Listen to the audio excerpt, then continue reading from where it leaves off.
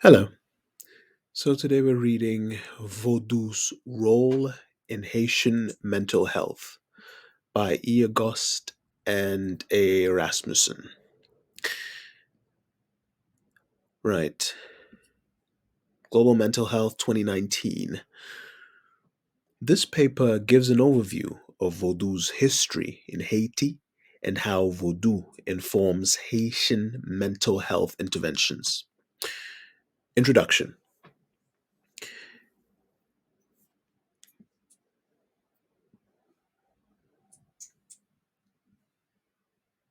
The relationship of Vaudou to the mental health and the identity of Haitian people is a nuanced one.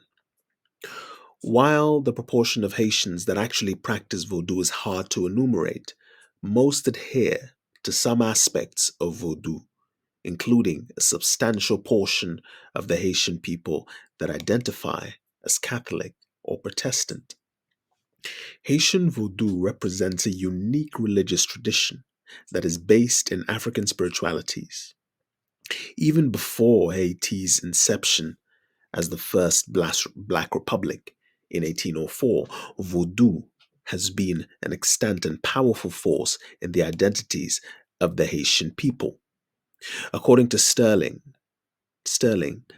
while many Western peoples have an anthropocentric understanding of self, in which people are in control of their own worlds, Haitian Vodou posits a cosmocentric worldview in which people understand themselves as nested within and impacted by a larger spiritual and psychosocial context.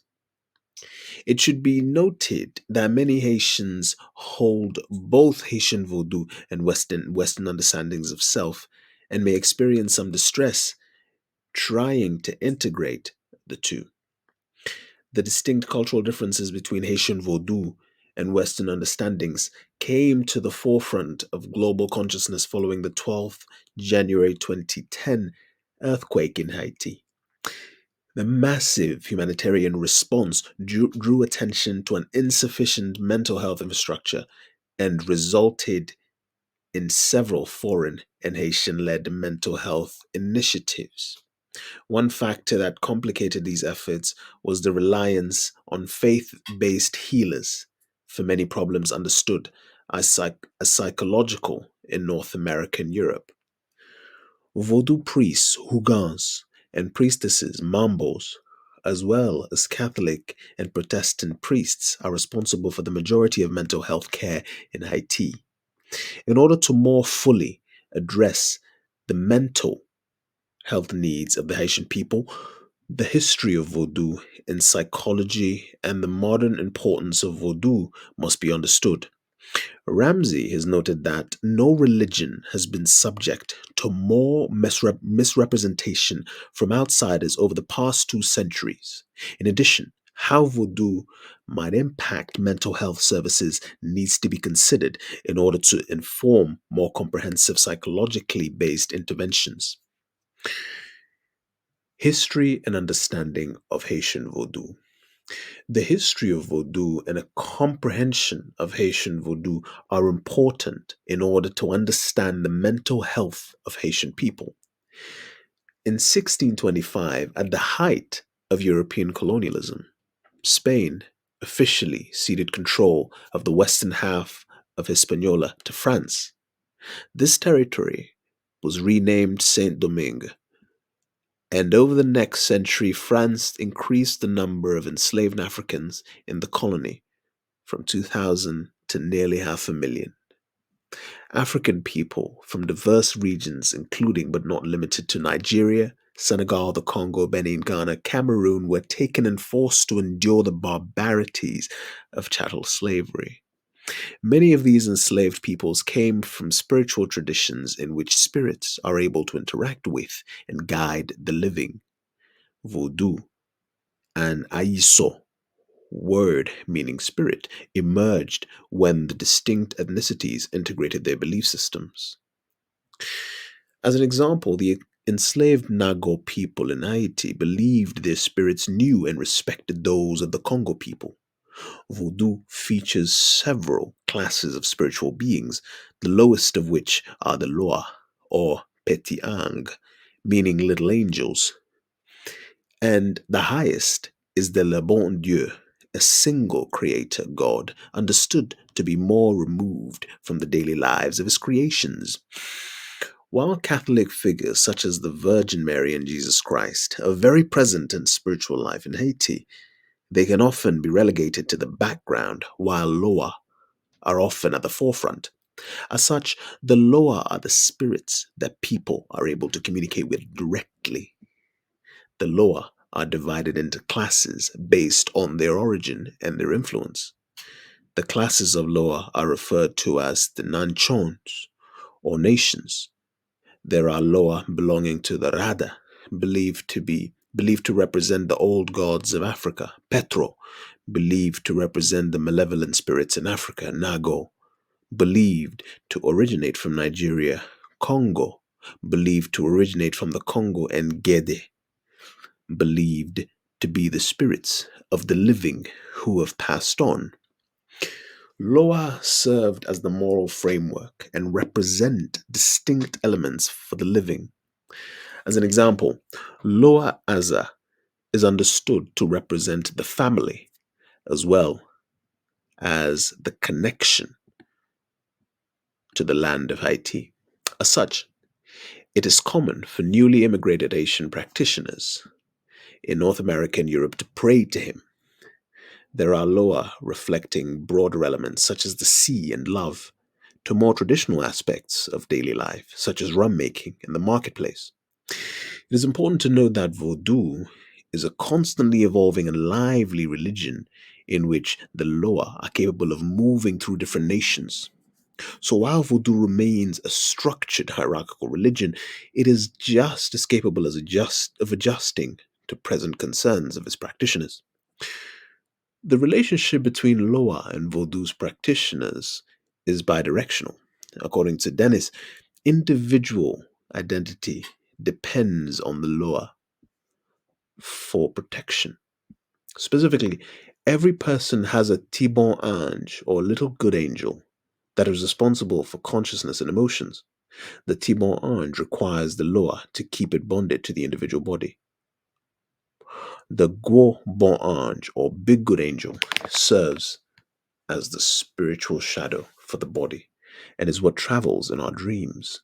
As such, according to Diane, Vodou's conception of identity is three-part: a spiritual tether that never leaves the body, that is the Tibon Ange, the Loa as a source of protection for that tether, and a spiritual shadow that is capable of traveling through dreams, Gwo Bon Ange. It is the relationship between the first two aspects of identity that enables Vodou practitioners to directly interact with the Loa through a crise de possession, or a spiritual possession. While possession has a negative connotation in the West, within Vodou, possession is understood to be a divine experience in which a Loa is able to mount an individual for a brief period of time. According to Mars, 1966, ceremonies to bring about possessions can serve a range of purposes, including maintaining positive relationships with the Loa, seeking guidance, and providing a treatment for various maladies. As leaders of Vodou practice, Hugans and Mambos are responsible for learning and navigating the spiritual nations. According to Men's 2014, the main function of the Hugan and Mambo is to heal. The training period to become a Vodou healer is estimated to be 5 years. After this training period is completed, Vodou healers are entrusted to handle various illnesses reported by Vodou adherents. Hugan or Mambos will conduct a passe leçon, which serves as a type of diagnostic interview for help seekers. During these interviews, practitioners are asked about their social relationships, religious piety, as well as their current and past mistakes. Once the interview is completed, the Huga or Mambo will form a hypothesis about the origin of the practitioner's illness. Hypotheses can include Loa possession, bad luck, back luck, or spiritual retaliation. The final step is to treat the illness with the appropriate subset of rituals for the type of illness. Treatment for bad luck focuses, I guess this here might be bad luck. Okay. Treatment for bad luck focuses on rebuilding a practitioner's confidence. According to Charles, rituals for bad luck can include cleansing the person with ointments, oils, magical potions, bath with plants, wines, and perfumes, cleansing the client's environment, typically the house, with incense, candles, and magical waters, and construction of an amulet or special necklace that the client will have to wear for personal protection. In a similar vein, treatments surrounding angered Loa or Loa possession centered on connecting the practitioner with the angered spirit so that he or she can atone. These ceremonies can include food or animal sacrifices as offerings to the specific Loa. In order to communicate with the spirit world, the Huga or Mambo will contact Papa Legba. Papa Legba is central to all Vodou ceremonies, as he is the Loa responsible for overseeing the crossroads between the living and the Loa. It is important to note that there is no structured time period within which a treatment is supposed to work.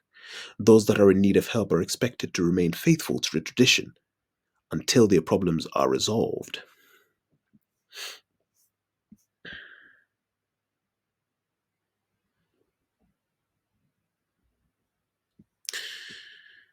Mental illness in Haiti. Vodou provides Haitian people with a cosmocentric view of mental health. Within this worldview, the influence of spirits, as well as one's psychosocial context, directly impact his or her well being. In Haiti, it is often said that toute maladie, pas maladie doctée, which translates as not all illnesses can be treated by doctors. While there are still significant barriers to mental health care, it has been shown that Haitian people tend to prefer engaging with Catholic priests, Hugans, and Mambos in order to treat psychological symptoms. Several authors have tried to contextualize the experience of mental illness in Haiti by identifying local idioms of distress. Medical anthropologists have identified several general categories of disease: maladie bondier, or problems of natural origin, maladie pays, or common medical problems, and maladie mon fait mal, or problems with origins in magic caused by others.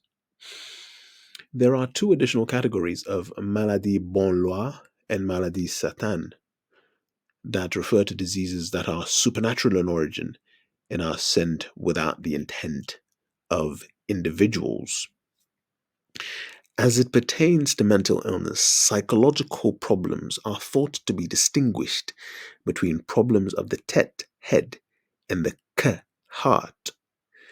In an ethnographic study, Keys et al. 2012 identified 17 idioms of distress in Haiti's Central Plateau that were categorized into emotional, cognitive, and psychosocial distress. Tet and Ke, or Ka, Ke, expressions made up 55% of these idioms.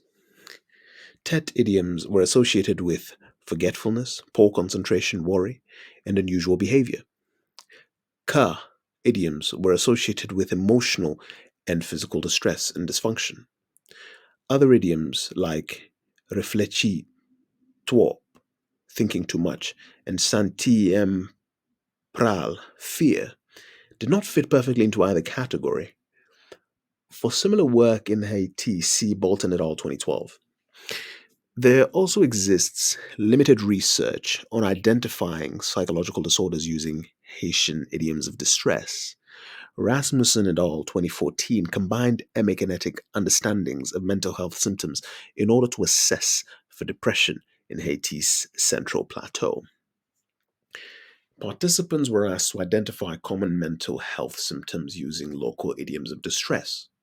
This approach allowed for a more culturally salient assessment of depressive symptoms, as highlighted by Tiberi, however.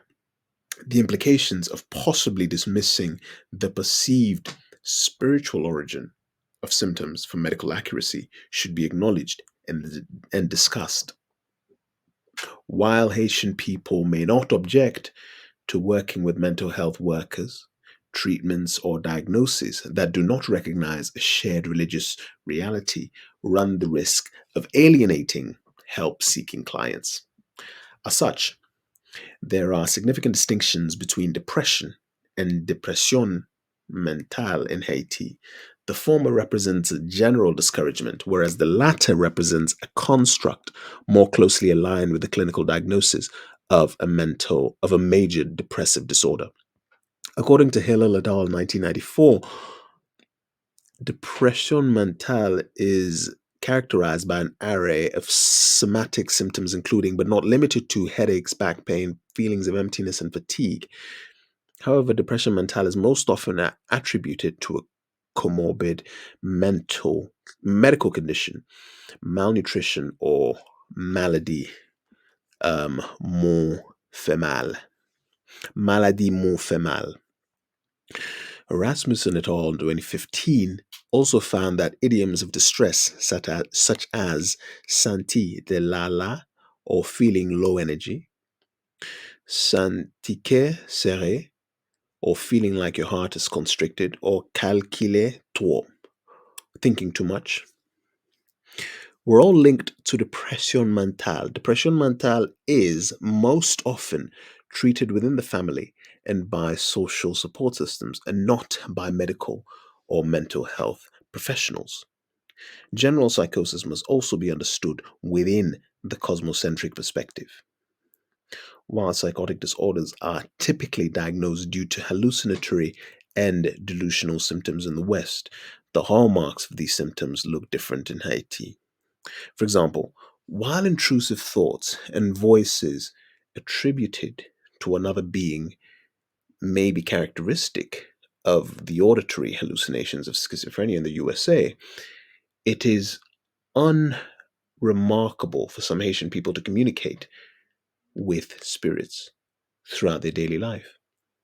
According to Miller, it becomes exceedingly important to consider the theme and content of symptoms to avoid incorrectly pathologizing normative religious practice as psychotic. Due to high rates of criminal and political violence and natural disasters, there is a high rate of trauma related disorders in Haiti. According to WHO and PHAO 2010, the 2010 earthquake subjected a significant number of Haitian people to a severe trauma. In addition, it is estimated that the approximately 40% of Haitian youth have experienced trauma related to physical assault, sexual assault, kidnapping, death of a family member, and gang violence. Haitian women are especially vulnerable to developing post-traumatic stress disorder, as they also experience higher rates of intimate partner violence and sexual assault, as well as are vulnerable to physical assault and general community violence. Blanc et al. 2016 analyzed the impact of Vodou on resilience and diagnoses of depression and PTSD following the 12 January 2010 earthquake. The authors assessed symptoms of depression and PTSD, as well as peri-traumatic responses and resilience factors in 167 men and women. The authors found a complex relationship between Vodou faith and mental health problems. Those that understood the earthquake as divine punishment due to the nation's history with Vodou were more likely to suffer from severe PTSD symptoms.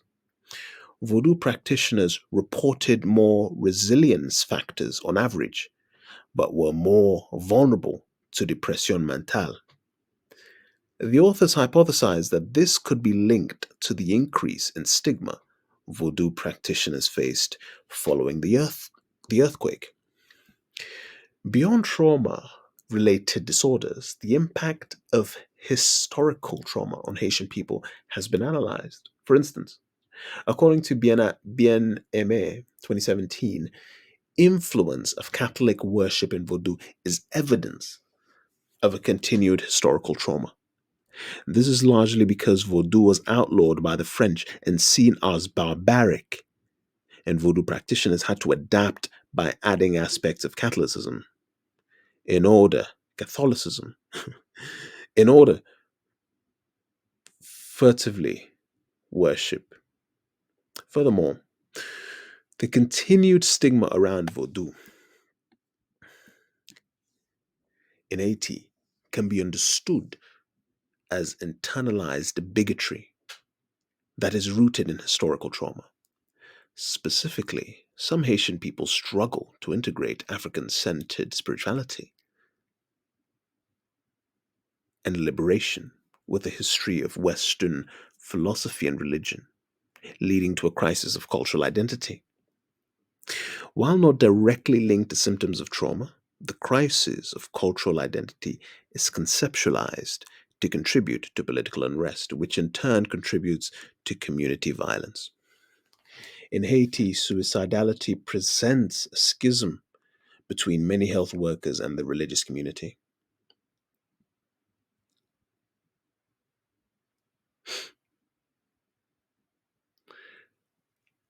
Hagaman et al. 2013 found that many health workers in Haiti's northern plateau did not identify suicide as a phenomenon in Haiti, despite the majority of community practitioners reporting it as such. The authors hypothesized that due to its rarity in clinical milieu, suicidal ideation was often interpreted to represent general anxiety by hospital workers. However, as noted by many in the community, it was found that suicide was being committed regularly. Many Haitian people were not reporting their ideation to mental health workers, but to voodoo healers instead. In fact, those suffering from depressive and suicidal symptoms tend to prefer religious or spiritual treatment in Haiti, where the understanding of suicide is much different. That is, because suicides can be completed within the context of maladie mon fait mal, such as suicide can be justifiable as the deceased was not responsible for his or her actions. This in turn reduces the stigma of discussing suicidal ideation among Vodou practitioners. Given the available research, it seems clear that mental illness is a concern in Haiti. Distress is verbalized in culturally unique ways and fits into a Vodou informed cosmocentric understanding of self. When clinicians do not connect an understanding of religion in Haiti to mental health, they risk alienating and underserving those that seek treatment. Vodou and mental health practice. According to Casimir and Bibb, 1996, some Haitian people can appear uninterested in therapy because they minimize their problems. The mental health problems that are recognized tend to be attributed to God or spirits. And so mental health professionals are not the first choice to ameliorate these problems. In addition, psychological problems and stress may not always be internalized as an individual problem. This is because spiritual forces are often understood to cause problems at the direction of envious others. In these cases, people experiencing mental health problems may actually experience an increase in self esteem, as it means someone else was envious of them. For those that experience mental health problems because of they had failed the law, their condition can be improved by fortifying their faith or through spiritual consultation. A survey by Wagner et al. 2012 found that 3 out of 4 rural Haitians preferred community care, which included hougans, priests, community leaders, and herbal healers, to clinical care at hospitals.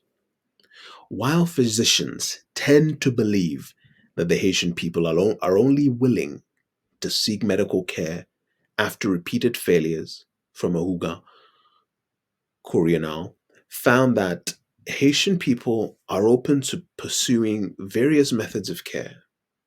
In one case study, a woman converted faiths twice to seek treatment for her daughter and then brought her daughter to a medical practitioner. The researchers concluded that faith in Vodou is not nearly the obstacle that lack of access to psychiatric services represents. For example, for those that have access, psychotic disorders are typically treated with medication. Instead, Vodou is understood to supplement available treatment and not provide an explanatory model of illness. Several mental health practitioners have attempted to understand how Vodou is able to impact mental health. The lion's share of this endeavor was undertaken and articulated by Haiti's first psychiatrist, Louis Price Mars. According to Mars, Vodou constructs the ways in which mental health problems manifest and also result in culturally specific psychological phenomena that are not disorders. Specifically, Mars noted that spiritual possession is the product of a unique ceremonial context in Vodou and cannot be understood in the absence of that.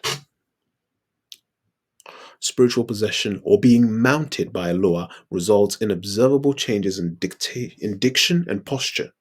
However, these beliefs also influence delusional thinking, such that it is common for people to suffer delusions of persecution from a nefarious individual or Loa. Due to the central importance of possession in Vodou, it can represent a tool for treatment. According to Charles, possessions serve as context in which symptoms of delusion, depression, anxiety, and more can be addressed. Specifically, they offer a pathway towards spiritual fortification against the forces that are understood to be the sources of these problems. Because of the role of Vodou in mental health for many Haitians, there is also there has been a call to reduce the stigma around Vodou and appreciate it as a core part of the Haitian identity. According to Mentz 2014, Western methods of psychotherapy may share several goals with Vodou. In particular, there is a mutual goal of unifying the individual with a community in a way that facilitates mental wellness. The compatibility of Vodou with psychological treatment was demonstrated in the work of Awatu Kenti, the head of the Center for Addiction and Mental Health Office of Transformative Global Health in Canada. Kenti and his team have trained 40 Vodou priests and priestesses in cognitive behavior therapy. This enables Hougans and Mambos to apply Vodou more specifically to patients that understand their problems as primarily rooted in the psyche. Kenti's work shows how mental health workers might take advantage of the malleability Vodou offers in its approach to a wider range of problems. In some ways, parallels the religion's inception when it first united a diverse range of faiths towards liberation. Haiti, Vodou practitioners are capable of addressing some mental health concerns. Additionally, many Haitian people believe that only Vodou can address certain problems. As psychology continues to grow as a practice in Haiti, practitioners should be optimistic that Haitian people have shown themselves to be willing to try multiple pathways to health care where there is access. Any practice of psychology should try to integrate an understanding of Vodou into its toolbox. Thank you very much for listening. Another day, another article. Let's get it. As I mentioned in my previous article, I'm looking for open access journals to come up to read um, articles about Vodou, Haitian Vodou, African Vodou. So if you come across any, do send them over. See you soon. Ta-da.